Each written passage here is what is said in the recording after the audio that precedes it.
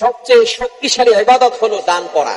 আপনি নামাজ পড়ছেন, এটা আল্লাহর কাছে পছন্দনীয়, রোজা রাখছেন, হজ করছেন, যাকাত দিচ্ছেন, যত ইবাদত আছে সবচেয়ে শক্তিশালী ইবাদত হচ্ছে ডোনেশন করা, দান করা, আল্লাহকে সন্তুষ্ট করার জন্য আল্লাহর রাস্তায় খরচ করা। এটা হচ্ছে শক্তিশালী ইবাদত। আপনি নামাজ পড়ছেন, এর মাধ্যমে আপনার গুনাহ মাফ হবে, আল্লাহ তাআলা আপনার কবরের আযাব বন্ধ করবে, কিন্তু আপনার পিতামাতার কবরের আযাব বন্ধ করবে না।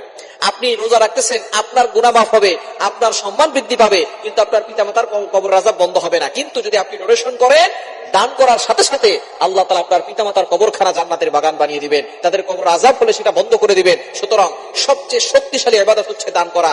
আপনি যতটুকু পারেন দান করবেন। বিপদে পড়ে গেছেন, অশান্তিতে আছেন, ডোনেশন করেন। আপনার ইনকাম সোর্স ভালো, 10,000 টাকা দান করতে পারতেছেন, যখন ইনকাম সোর্স ভালো না তখন কি 10 টাকাও দান করতে পারবেন না? আপনার যতটুকু অ্যাবিলিটি আছে 5 টাকা 10 টাকা যা পারেন দান করবেন। দানের মাধ্যমে আল্লাহ তাআলা ওই বান্দার প্রতি স্যাটিসফাই হয়ে যান, সন্তুষ্ট হয়ে যান। নবীজি সাল্লাল্লাহু আলাইহি ওয়াসাল্লাম নিজে বলে দিয়েছেন, আস-সাদাকাতু তাদুরুল বালা, donation protect from all accident, সকল বিপদ আপদ থেকে এই দান মানুষকে হেফাজত করে। এজন্য এই শক্তিশালী ইবাদত দান বেশি বেশি করার চেষ্টা করুন।